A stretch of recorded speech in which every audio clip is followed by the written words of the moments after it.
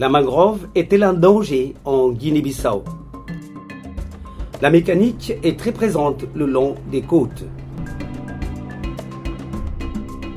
Dans ce petit pays lusophone d'Afrique de l'Ouest, les forêts de mangrove occupent 8% de la superficie nationale. C'est le second pays dans la sous-région, derrière le Nigeria. Ici, les mangroves sont emblématiques.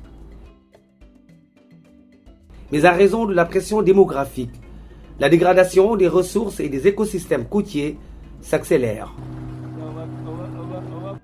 Ce phénomène entraîne une perte significative des espaces jadis couverts de mangroves. Une intervention rapide s'impose alors pour réhabiliter les zones dégradées.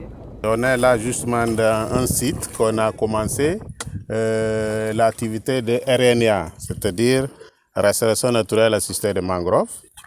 Ici, on a travaillé dans le cadre d'un projet qu'on appelle Touring Foundation depuis 2015. Et si vous voyez, je veux raconter un peu d'histoire pour dire que ici on a commencé le reboisement. On a mis les propagules de Rhizophora, mais après, pendant un an et demi, on a constaté que l'Avicenne il a vraiment pris la compte dans la zone et les Rhizophora presque ils sont morts maintenant. Nous sommes à Apilio, une localité située à 80 km au nord de Bissau. Ce village est un remarquable exemple pour la restauration naturelle de son écosystème de mangroves. Une équipe de spécialistes venus de 9 pays de la sous-région a visité les parcelles régénérées. Le constat est impressionnant.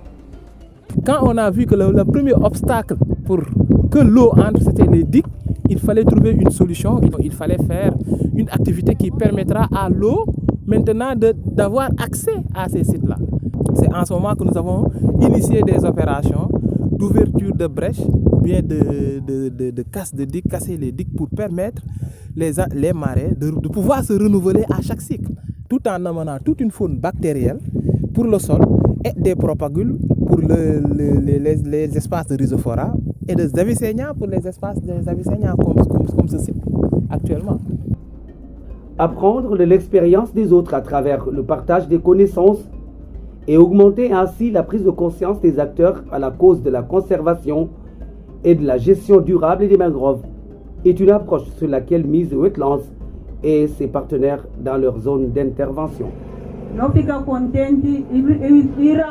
Nous sommes heureux car cette méthode a réduit nos efforts.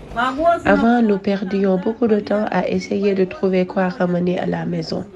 Mais maintenant, nous n'avons besoin que d'un peu de temps pour trouver soit du poisson, soit des crevettes et d'autres espèces. L'équipe de jeunes que nous avons formée nous rejoint et cela facilite notre travail. Nous avons planté des arbres de palétuvier et nous récoltons ce qu'on appelle le stylo de singe que nous préparons à manger. Les mangroves nous ont apporté beaucoup de bien-être. La région de Cacheu et son parc naturel est la deuxième étape de la visite.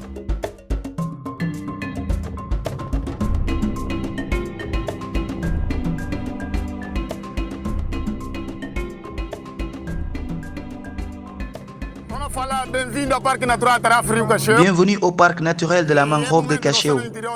En ce moment, nous sommes à l'intérieur du parc, dans le cadre d'une visite d'échange organisée par Pape Bio.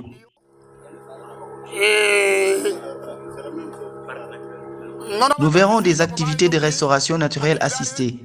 C'est une expérience qui a été introduite en Guinée-Bissau et elle est en train de devenir un succès jusqu'à présent.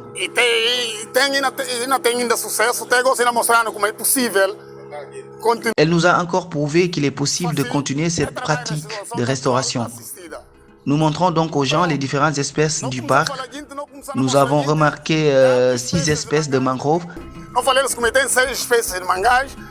qui sont groupe de Rhizophoras, les Avicennia et Conocaps.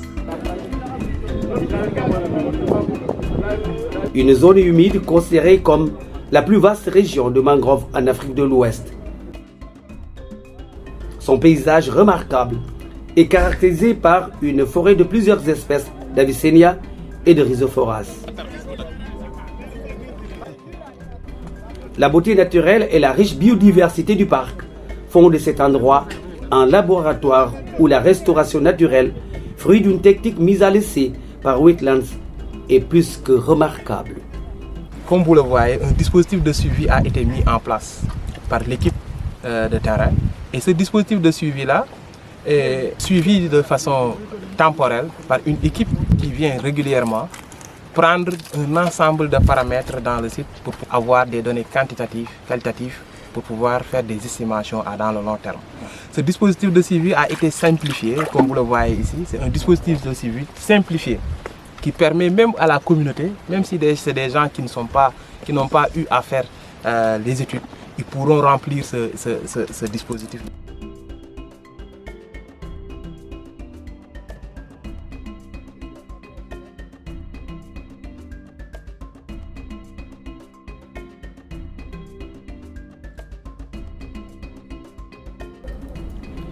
Les discussions et échanges complémentaires se sont poursuivis en atelier à Bissau.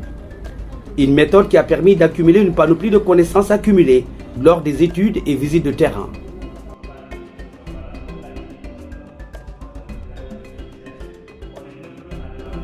Protéger les mangroves et promouvoir la restauration naturelle assistée, c'est aussi garder le bois de chauffe pour sa vieillesse.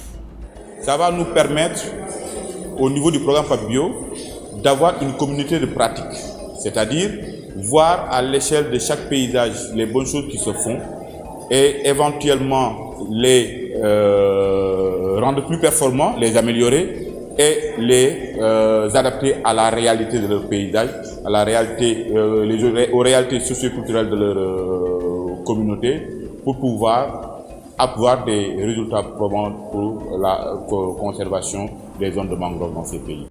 Grâce au financement de l'Union européenne, à travers le projet PABio et au support technique des ONG locales, les initiatives se sont multipliées dans toute la sous-région. Le projet Mangrove Capital Africa, financé par la fondation DOB Écologie, gagne par rapport à cette activité en termes de renforcement de capacité.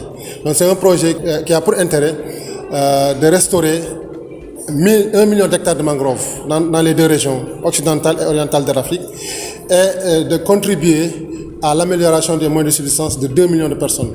Dans un contexte de crise dans nos pays, l'idéal serait de partager les expériences des uns et des autres. S'inspirer donc de l'expérience de la Guinée-Bissau, qui a associé les populations locales au projet, va faire tache d'huile du Sénégal au Bénin. Ce qui nous a le plus marqué, c'est que la régénération naturelle, en comparaison avec la restauration hydrologique que nous sommes en train de faire, elle est moins coûteuse. C'est-à-dire que si nous arrivons à nous approprier cette technologie, on va l'argent investi sur peut-être 2-3 hectares, on peut le faire sur 10 hectares avec la même somme. Une régénération naturelle, selon ce qu'on a vu ici, nécessite peu de moyens et est plus efficient également. La formation était très perspicace. L'aspect pratique de la formation était très instructif. Nous étions allés sur le terrain et ce que nous avons vu en classe est venu renforcer ce que nous avions obtenu sur le terrain. Nous avons obtenu des informations que nous attendons de la part du directeur de collecteur. Le délai a été fixé. Il y a une date valide à laquelle nous avons réellement fait le travail et c'est là le problème. Les acquis de cet atelier seront préservés car le but recherché, c'est qu'une fois les bailleurs partis, la population puisse continuer le programme et tirer le maximum de bénéfices. Essayons d'aller dans un autre territoire. Et là, nous allons pouvoir, si vous voulez, mailler tout le territoire, toute la zone côtière. Parce que si on n'a pas ces initiatives où les gens autour des plateformes se parlent, se concertent, on va se concentrer sur de petites zones, alors que la plupart des territoires côtiers est resté en rade. Et l'impact que nous voulons à la fin des projets, on ne va pas l'atteindre. Cette visite d'échange marque une étape importante pour le projet TPNTP, exécuté par Wetlands International et ses partenaires en Guinée-Bissau. Car l'un des objectifs de ce projet et de vulgariser les bonnes pratiques de restauration de la mangrove, à savoir la RNA, au niveau national, au niveau sous-régional et voire même au niveau international. Nous pensons que les participants à cet atelier pourront tester cette méthode une fois de retour à leur pays d'origine, tout en prenant en compte les réalités socio-économiques et culturelles pour chaque pays. L'atelier aussi se veut un point de départ ou un moyen de sensibilisation pour faire de ces différents acteurs, de ces différents experts locaux venant de tous les différents pays, des ambassadeurs et porteurs de voix au niveau de chaque pays en ce qui concerne la nécessité de pouvoir mettre en place et de pouvoir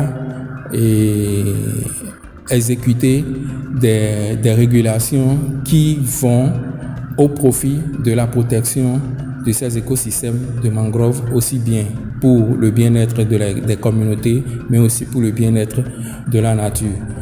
Protéger les mangroves et promouvoir la restauration naturelle assistée, c'est garder du bois de chauffe pour sa vieillesse.